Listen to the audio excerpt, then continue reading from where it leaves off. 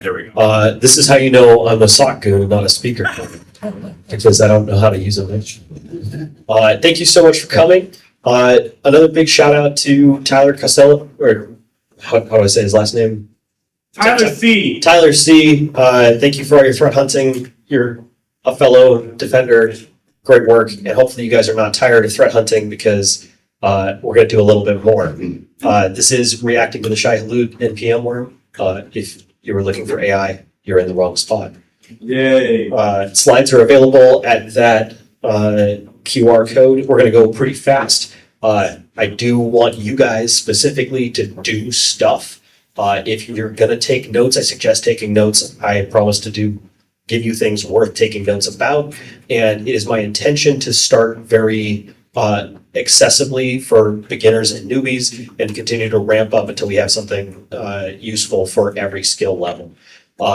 Show of hands, where are my newbies at? Awesome. Where are my red teamers at? Anybody red team penetration testing, adversarial emulation? Where are my defenders at? Blue team. Yeah, sweet. Okay, we're gonna do a little less on the red team stuff. I'm gonna skip through some of the things that we could have done to make this even nastier, and I'm gonna focus on actionable objectives for defenders. Where are my humans at? Just make sure everybody's alive and awake. This is something we do in SOC. Raise your hand if you are in fact 3 LLM agents in a trench coat. No smoke, not one? Okay. Yeah, not one sarcastic jerk. We're not sure. Yeah, we're not sure. I skipped a couple things really quick. So one of the reasons that I did this talk is that in my experience, security operations sometimes gets criticized for operating like a submarine, which is to say running silent, running deep. Information goes into the submarine, no information whatsoever goes out. There is some good reason for this obscurity, because it limits corporate liability and team liability. But this silence has a penalty. When vulnerability management, SecOps, or security engineering, or governance, risk, and compliance even comes to developers who are trying to hit a deadline and says, hey, I need you to extend your deadline to do this security work, we're asking them to pay a cost. And if they don't understand our perspective as to why we're asking for those things, there's this mistrust that develops that slows the teamwork and the communication to get a large organization or even a small organization to execute on the mission of serving customers and keeping our customers and companies safe. I've actually had senior developers at a different company explain to me that hackers are unreal boogeymen invented by InfoSec to justify our large paychecks. That's a real discussion I've had with a real human. It was not a long conversation. So when we had this reaction, we had an opportunity where everything went right. There was no additional liability to, nobody looked bad. The malware, we identified the vulnerability and stopped it before it detonated. It made the news. Of course, we'll get into that in a little bit. And so I went to my security leads and said, hey, what I really want to do is talk about this internally and build trust and help kind of break out of the submarine a little bit. I'm going to ask nicely if I can make this, instead of traffic light protocol red, if I can make this, really I wanted to make it traffic light protocol green, but I figured I'd say traffic light protocol clear and go talk to everybody. And then I was going to let them talk me down to traffic light protocol green. And they looked at me and they said, no, that's a great idea. Go tell everybody. And I said, huh? And they're like, yeah, go talk to the lawyers. And I was like, oh, thank God. Okay, I'm going to go tell the lawyers that this area needs more research. And so I'm going to go tell the lawyers that I'm going to go tell the hacking community that they need to make more malware. And I want to put our company logo on it. And the lawyers will save me from having to go do scary speaking in front of people instead of computers. And I went to my lawyers and they were like, oh, no, you seem like you know what you're talking about. No intellectual property, none of our private code, right? Oh, that private code? Oh, no, we can make an exception for that. Yeah, go tell everybody to write malware. That's fine. Liability? No, we can handle that. Go talk to people. Oh, go talk to marketing. I said, okay. Marketing is going to tell me I can't go tell. And they're like, no, that makes you sound smart. It makes us sound like we're a pretty good company. Maybe you should go do that. So I do actually really want to thank, it is not normal for a corporation to green light true transparency around a security event like this. And I really appreciate F5 not only letting me do this, but actually sponsoring this for us. It's really cool. We're hiring. It's awesome to work there. If you got what it takes, join me. I didn't get through all of this without the lawyers adding a little bit, though. So there's a couple of things we need to cover. First of all, the views expressed in this presentation are solely mine and do not necessarily represent the views of the company as a whole. This presentation is for information purposes only. That is actually really cool. That means that I can say things like, in my personal experience, whether it was at this company or another, this particular platform solved the problem, but there were instability issues, and I don't have to worry about who's endorsing who and who's getting paid and blah, blah, blah. Like, I can just give you the straight dope. I also need to explain that none of my statements should be taken as legal, financial, or securities advice. If I say XYZ company is solving a particular problem, or F5 has been under attack by cyber attack, because we all have, you should not take that as an indicator of who's going to do better in the stock market. Any bets you make are yours. Similarly, I disclaim any liability for protecting your environment in the ways that I advised. I will be going in depth in defenses against supply chain attacks for reasons that'll be very obvious in a bit. It is up to you as security professionals and defenders to interpolate my suggestions and architectures for the environment that you guys are native to and you guys are experts in. And finally, I'm going to talk about, I'm going to name drop like 8 or 9 products. None of these are endorsements. This is intended to be informational survey suggestions. They could release an update tomorrow that bricks the thing. This is where we were at when this happened. Just a quick review in case traffic light protocol is new to you. I'm going to be saying things like TLP red, TLP green, TLP clear. This is an industry standard. I believe it's released by DISA. And basically what it means is most security operations events start out as traffic light protocol red. If something bad is happening, only the people who are involved in remediation and detection and recovery are read into what's going on. Usually this is done for 2 main reasons. One being legal liability. We don't want the customer or an employee of the company suing us because something bad happened. And also, we don't want anybody to make the problem worse in an event where there's compromised credentials.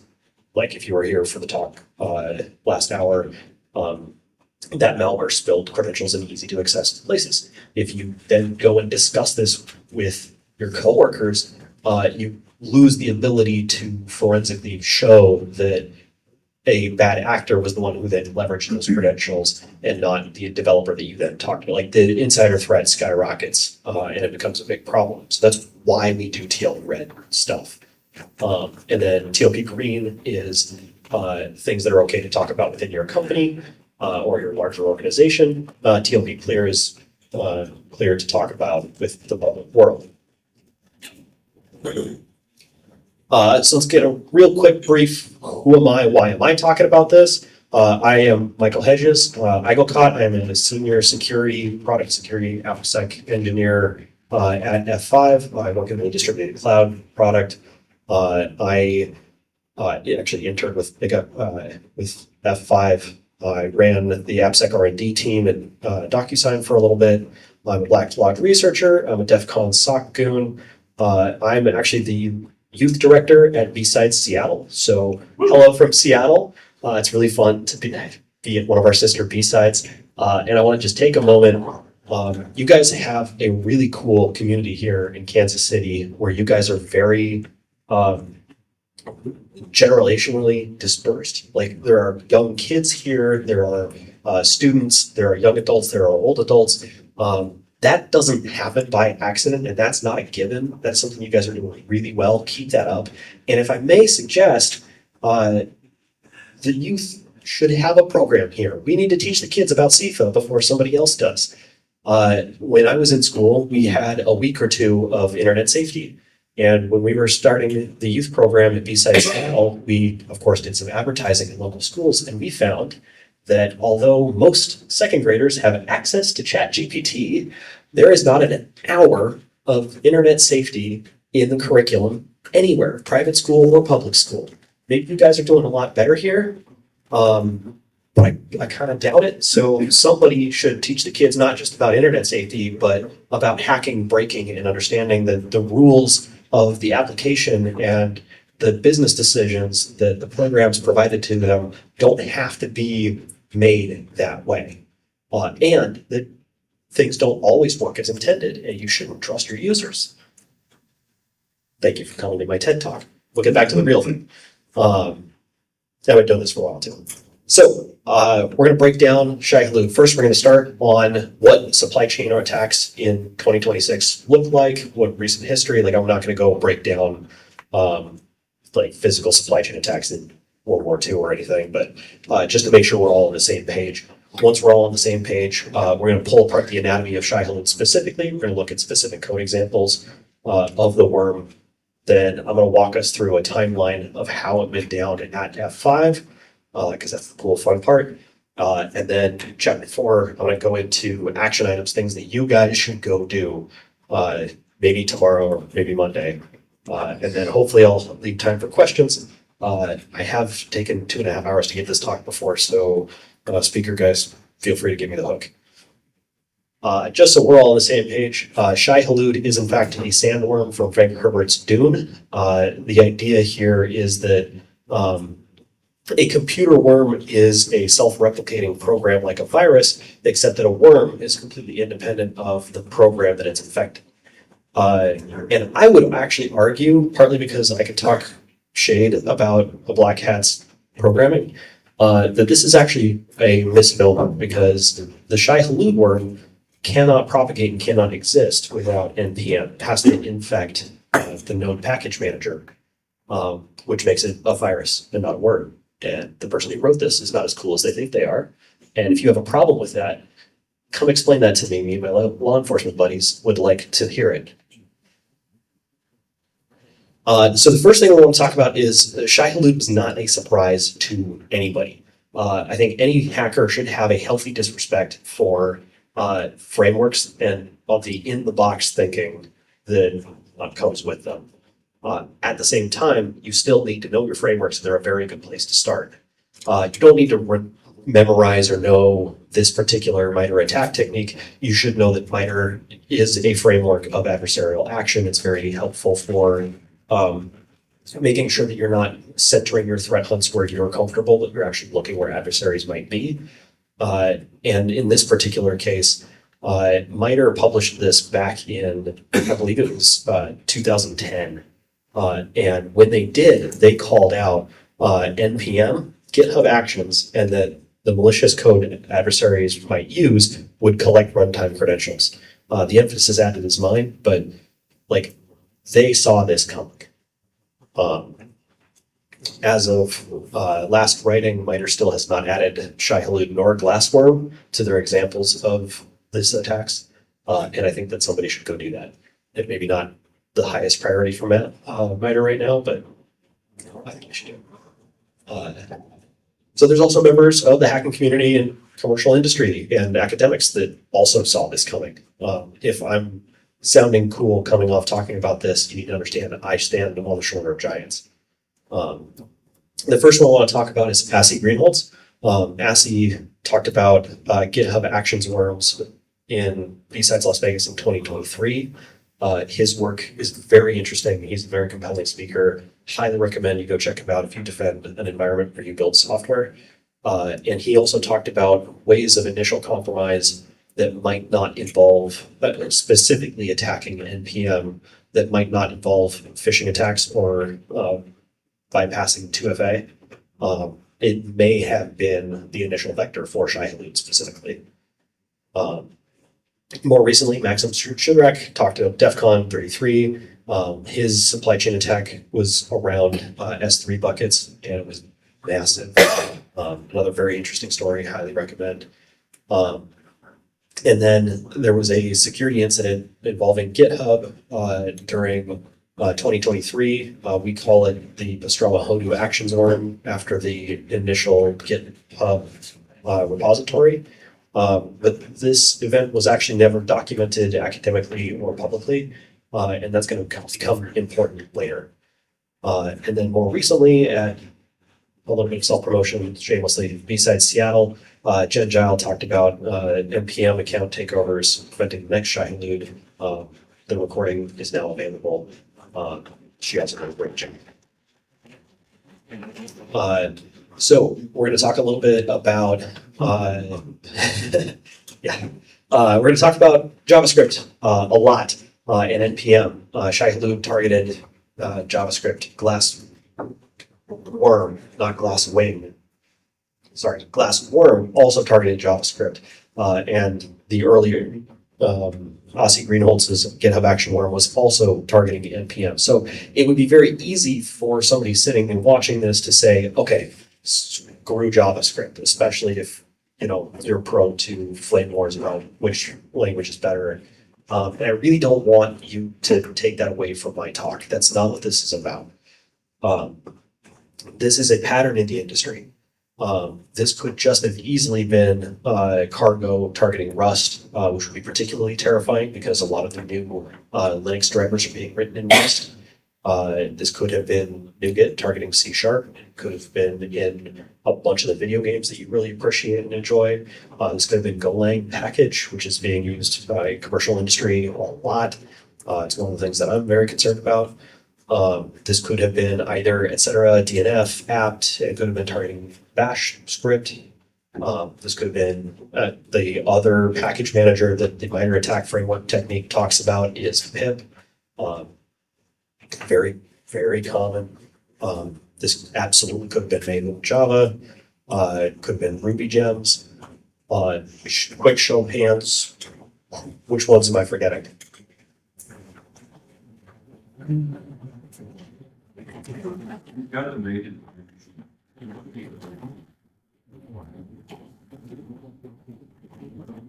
Anyone? There are more. So this could happen anywhere. It just happens to keep happening in JavaScript. And when you're a defender, you should look at and translate in your mind from JavaScript to whichever stack you're defending. But that also kind of begs the question, why does NPM keep getting picked on? And I think that there's three reasons. One of which is the Node open source community has a real emphasis on don't repeat yourself. They have very small Lego bricks, lots of them, with incredibly good support. There's a lot of code for free. That's one of the reasons why JavaScript is so popular, and which that means that there are many, many nodes in the graph, dependency graph, which means that there is a wider, broader ecosystem for the worm to propagate through, which means bigger blast radius for the attacker. There's also JavaScript is interpreted code rather than compiled, which means that there isn't a compile step for a static code analysis tool to plug into. It's all just-in-time compiled. Also, I suspect that malware developers, one of the ways that malware developers thrive is by understanding languages at a deeper technical level than the developers that they're trying to beat. And so they tend to go very deep on a smaller number of languages rather than going shallow and picking dozens and dozens of languages. And if you understand interpreted code, there are ways you can defeat the interpreter to get remote code execution.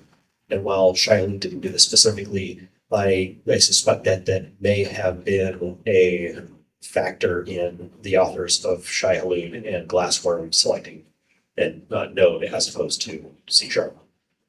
And then the final one is JavaScript is the most popular computer programming language, period. Like if you go to Stack Overflow's, I think it's twice a decade survey, where they talk about the technologies that are the most interesting.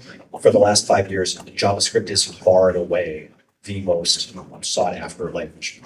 Like it's everywhere. It's on Mac, it's on Windows, it's on Linux, it's on iOS, it's on Android, it's on smartwatches, it's on smart devices, it's in routers, like it's everywhere. Which again means maximum impact for minimum effort for the developer. Malware writer. So we also need to talk about Node and Electron.js, the framework. Electron.js is also incredibly ubiquitous. It's in Microsoft Teams, Discord, Slack, Signal, WhatsApp, WordPress, Twitch, VS Code. And what Electron.js does is it's a marriage of two of the most powerful frameworks, Chromium and Node, which takes all of the programming skill that you need to write a React web page or a Node web page, or a Node server-side code, and marries it with all the HTML development and all of the tools that work for all of those tech stacks, and allows you to write native user space applications for desktops, and then immediately port with no additional effort to mobile or to smart devices.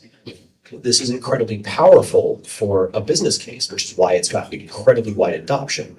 But there's a big problem here, and that is that because Node has such a deep dependency tree, and Chromium has such a deep dependency tree, and both of these two are super ubiquitous and very general, both of these are getting new CVEs almost every day. And there's a lag time where if you're one of the people dependent on, one of the projects dependent on Electron.js, then you have to wait for Chrome to patch, and then you have to wait for Electron to patch, and then you can start to patch. And even if they're doing these at perfect machine speeds, it is impossible for the Electron.js project to patch within the time that an adversary can then use that same CVE to then craft malware. It is impossible to keep it safe. And it's everywhere.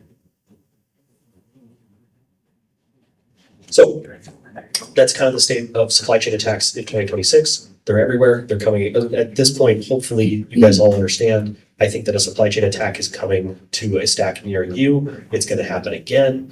I wish I had my article up when I first wrote this in November, because literally 6 weeks later, Shai-Hulud came back. And then there was the Trinity compromise. And then there was the Axios compromise. And we are still going. So this is not one of those, this is a cute story, kick back and hear what an awesome hacker I am. You guys have some work to do. If you defend a place, this is coming to your place. And I'll tell you what you can do about it.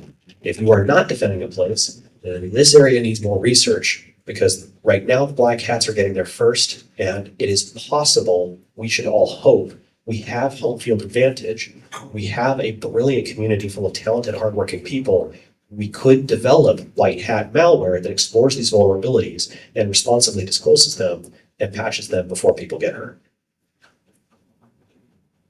To that end, let's talk about Shai-Hulud. Shai-Hulud has I've decided to break Shai-Hulud up into four pieces. And that is the initial exploitation step, exploitation, exfiltration of secrets, reproduction of the worm so that it continues to propagate through the Node.js environment, and then the evasion steps that try to keep it from being noticed by us white hats. This is the actual code execution flow. I prettied this up a little bit, but the actual research was done by an excellent write-up by Step Security. Brian Krebs theorizes that the initial 20 repositories, we believe, were a spear phishing campaign for the NPM credentials. And with those credentials, the adversary then actually manually logged into the GitHub repositories and added Shai-Hulud worm to the .github/workflows/Shai-Hulud workflow.yaml file. So Shai-Hulud is the name that the malware developer gave to this worm. It is not like cool fancy name that the security community then gave to the worm afterward. So a couple of very interesting things. The GitHub workflow hooks into the NPM install step. This is a very typical place to put your malware, because almost all Node library development starts by installing all the depository or dependencies. And remember, NPM likes lots of small little Lego bricks, so there's usually lots of those little dependencies to attach. And so it says, as part of your install step, run the malware. Then it does something kind of interesting. It runs an operating system check. And if it finds that it's on Linux, which makes sense because that's what most GitHub runners are doing, GitHub action runners, or if it's on Mac, then it will continue to detonate. I believe the developer author felt that most developers for Node prefer Linux and not Windows. And if it's on Windows, it exits and tries to clean itself up. That is interesting. We'll get to that in a little bit. If it's deciding that it's going to detonate, it then uses a promise.all execution to run the exploit modules asynchronously. We'll get into the exploit modules in a second. And then once the exploit modules have collected all of the secrets and credentials that it can get its tendrils on, it packages those up into a secrets.json file. And then it tries to exfiltrate those one of two ways. The first is the way that the worm was actually caught is it opens a new public repository with the double base 64 encoded secrets.json file just publicly in the repository for everybody to see. And then it also makes a webhook post to webhook.cite with the JSON file in the payload, which presumably is then bounced from the public webhook.cite to the malware developer. Notice that there's no C2 here. At no point does the adversary ever put hands on key, which means this attack is happening completely at machine speed. Either your defenses were ready for it and you were going to stop it, or you weren't and you were popped.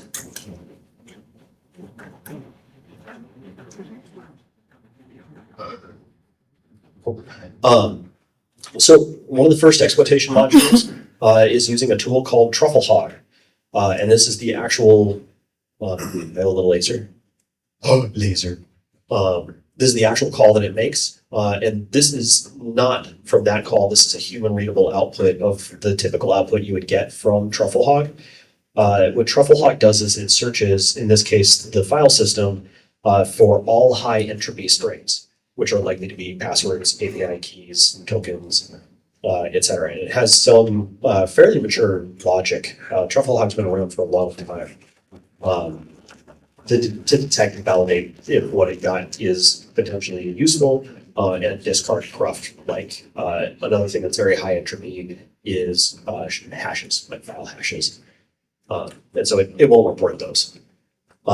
I love TruffleHog. I use TruffleHog. One of the first things that I exhort all of you guys who have any sort of code that you defend is on Monday, go get the free open source TruffleHog Docker container and run it against your source code, because adversaries are doing that too. And secret detection has come a long way in the last 10 years. There's GitHub Advanced Security, SemRep is pretty great. Trivi, I think, also did this actually. I would still run TruffleHog because there's something about the mathematics of if your password is easy to guess or easy to detect or easy to distinguish from other high entropy strings, it's easy to guess and it's easy to break. And so there's actually, in my opinion, serious value in having a human sort through the high entropy strings in a code repository and pull out dangerous usable secrets. So Shai-Hulud used TruffleHog for evil. It scraped all the high entropy strings out of the environment variables and all the file system on your GitLab runner, which if you provided your GitLab runner with the ability to check code back into the repository, which is a very common pattern, you might have your GitHub action runner lint your code, and rather than fail the build and complain and say, hey, go fix all your trailing white spaces, it's very convenient in the year 2026 to have a robot automation, just remove the trailing white space and check that in for you. Unfortunately, that was the convenience that Shai-Hulud exploited here. And then the TruffleHog method was actually named security scan. So even though it was doing something sketchy, and there are legitimate reasons to do security scanning with TruffleHog, don't trust what it says on the tin, obviously. I'm not going to go through all of them, but there was an AWS SDK, an Azure SDK, and a Google Cloud SDK. And all of them did basically this here, which is they created a secrets map, and then they just called all of the correctly normally configured secret vaults provided by those public clouds. If you're here from Oracle, I apologize. I guess you guys just didn't make the cut.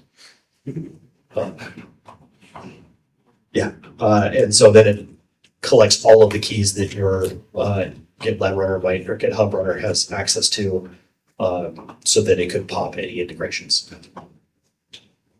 Once it was done with that, this is the actual exfiltration code.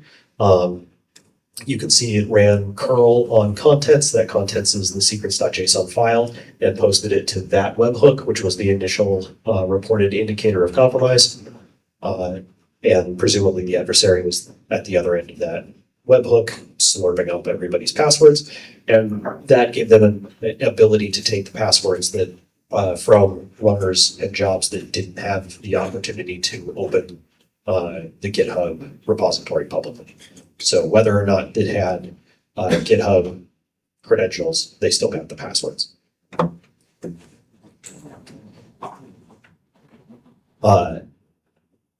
Then it does double base 64 encoding. Thank you. So that's a very bad slip of the tongue, and I want to explain that for a second.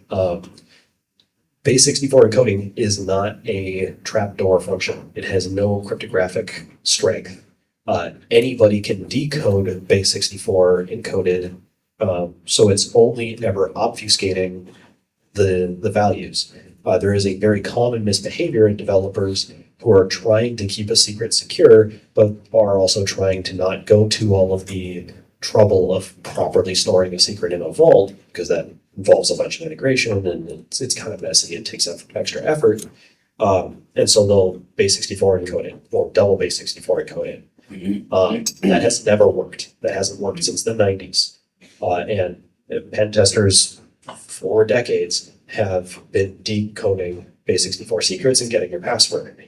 In the year 2026, this is worse because your AI agents natively understand base 64, and they, as soon as they see a base 64 encoded object, will just decode it, whether they're interested, whether they're malicious or not. So this is not working. This is the same as posting in plain text, with one key difference.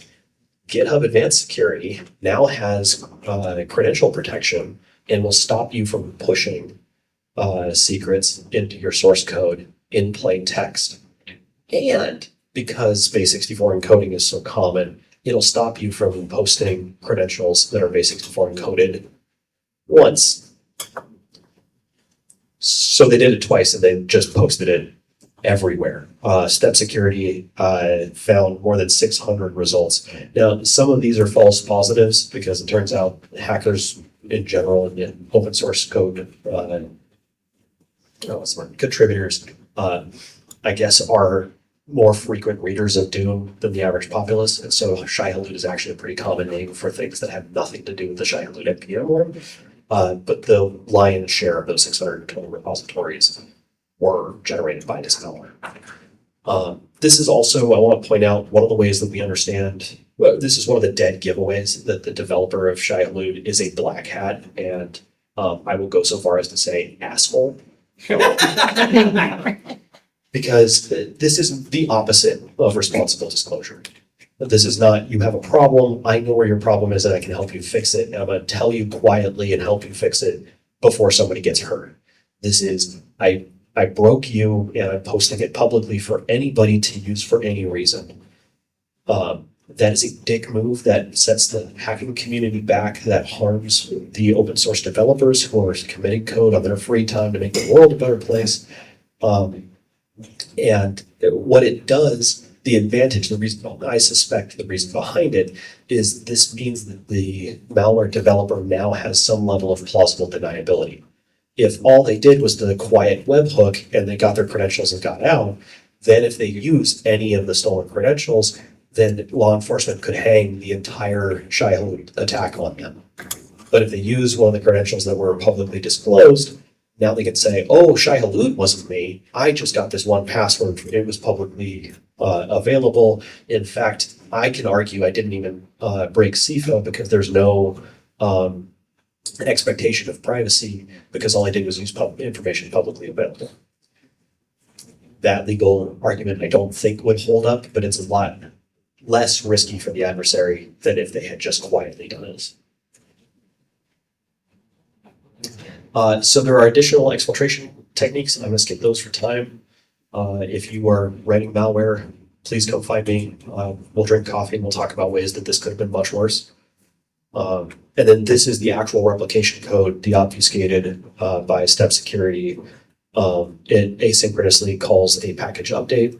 It forces a patch version, so it's not a major version or a minor version. It's a patch, and all the patch is adding the NPM worm to this library that is being built as well, and then it's publishing it to npm.org, which means that a new version is now available. Any webhooks trigger or any additional builds that will run, because npmrc by default is set to use the bleeding edge of any dependency you have.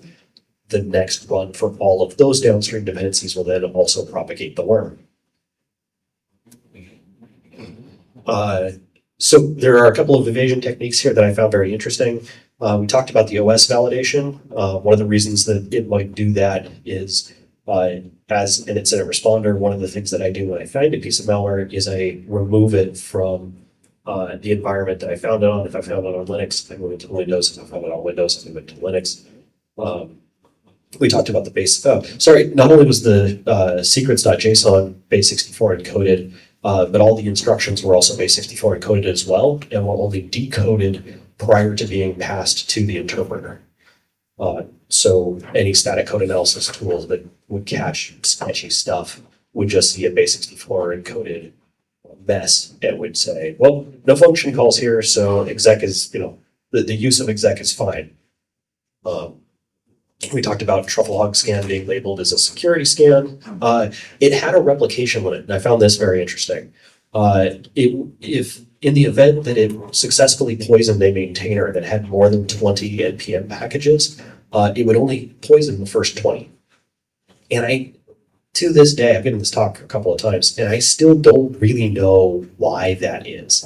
My best guess is that if it had managed to poison so like a massive contributor like Struts or Apache, who have like 1,000 packages, and then all of a sudden it auto updated all 1,000 of them all at the same time, that might make it more likely to be caught, which is why I think that this is a evasion technique. But there was no method of going through and finding whether or not it had already poisoned the 20. It would just like poison the first 20 over and over, and then it would be done. So I don't really know why they didn't just hit everything they could have hit. And then we also talked about all this is happening at machine speed. There are additional evasion techniques. We're going to skip those for time. And then I'm going to take a short just a break real quick. Are there any questions before we go into how this broke down? Oh, no. I'm getting the 10-minute limit. Okay, so we're going to go fast. One of the first, the way this story starts is Brian Krebs released a really good write-up day of this was happening. And I just woke up and did my regular daily check on my regular, I hesitate to call this OSINT because it was just circuit related, being interested. And then when I got to work, I was like, hey, this is interesting. Is anybody on this? And that's actually where most of the timeline went, was trying to figure out. At F5, we have between 6 and 7 security teams, depending on who, how you count. Not whether or not somebody counts, is how you draw circles. And trying to make sure we weren't duplicating effort or sounding alarms that didn't need to be sound or causing scroll was actually the lion's share of the reaction time. We do have an automated threat intelligence platform, and it is wired up to automatically do IDS like protections and stuff. But it wasn't tied in at the time to our supply chain tools. And so seeing something and caring enough to say something is, in fact, how we ended up stopping this. And one of the big takeaways I'm hoping you guys get is, I suspect, as members of the security community, you guys are more likely to care enough to see something and say something. So keep doing that, because almost every successful incident response event I have been a part of has started because somebody saw something and cared to say something. And also, have extreme empathy in your organizations and always encourage people, even when they say very dumb things, because the person who says something dumb 3 months later might be the person who cares enough to find something real. So this hit the real news. Like a couple months later, this hit like the normie news, like CNN and stuff. So this was a real thing.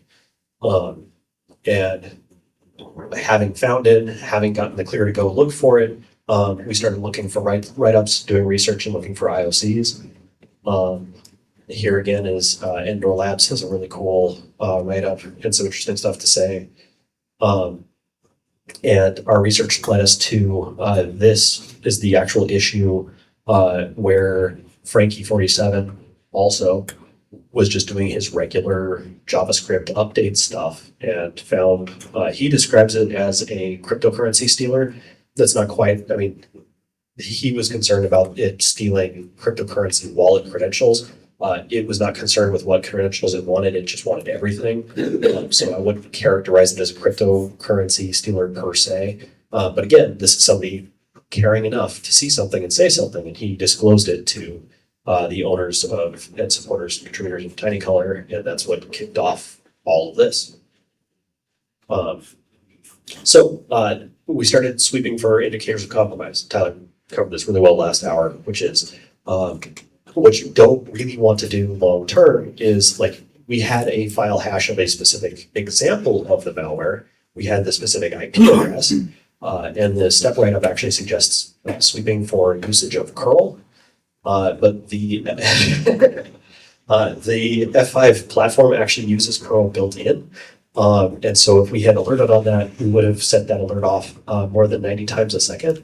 And that is a recipe for extremely exhausted incident responders. And if you're always looking for the last known definition of the malware, you're always stopping n-1.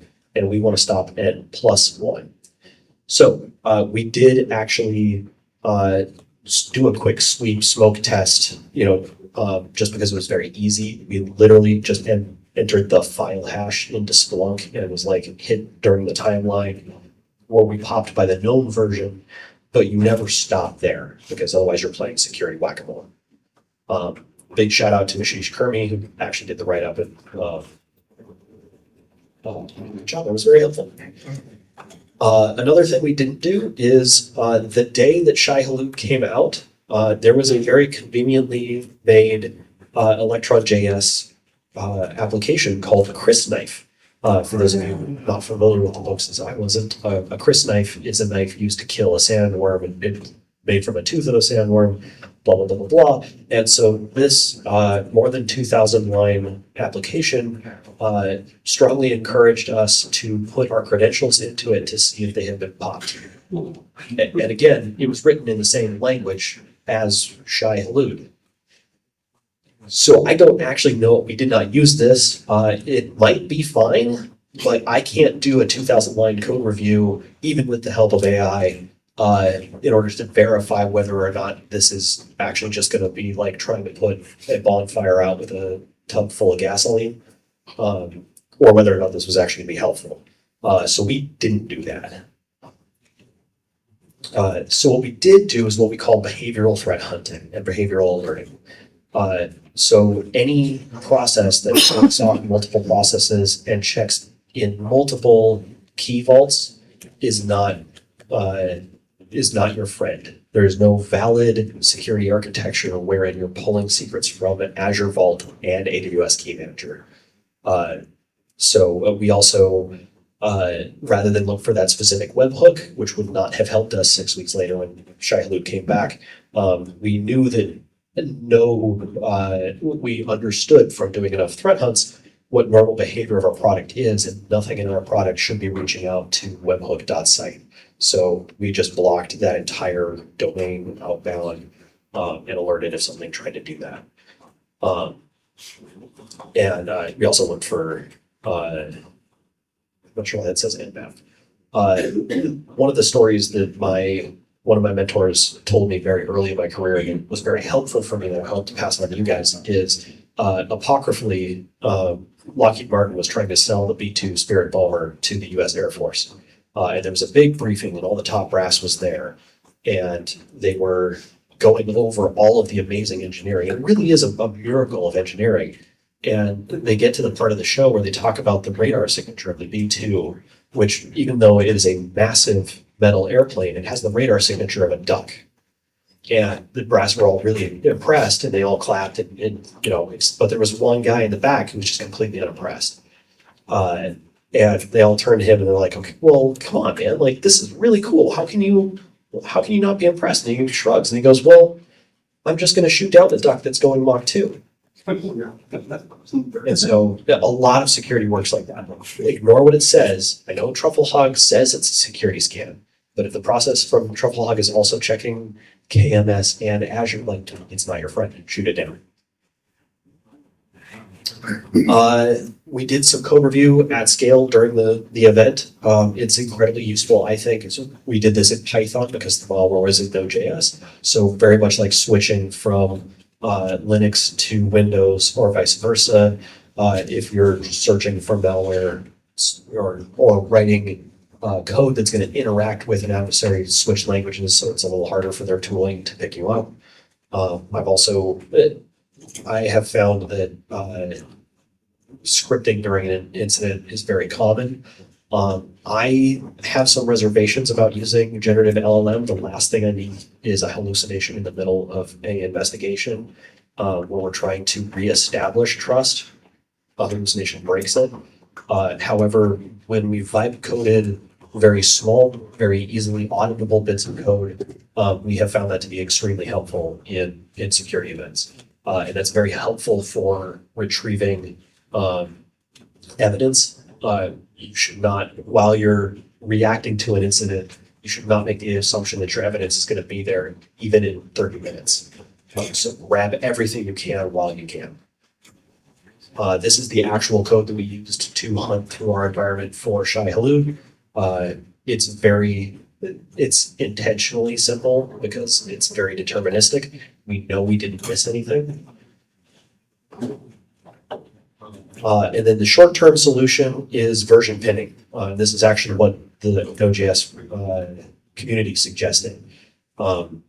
It's a literal one-character change. We changed the configuration of Node.js. Rather than to take the bleeding edge, we pinned it to the known safe package, and we're good there. The reason that this is a short-term solution, of course, is that whichever version you're pinning may have a CVE found in it. And so now you're stuck between the bleeding edge that might have a supply chain attack and the tailing edge, which might have a CVE.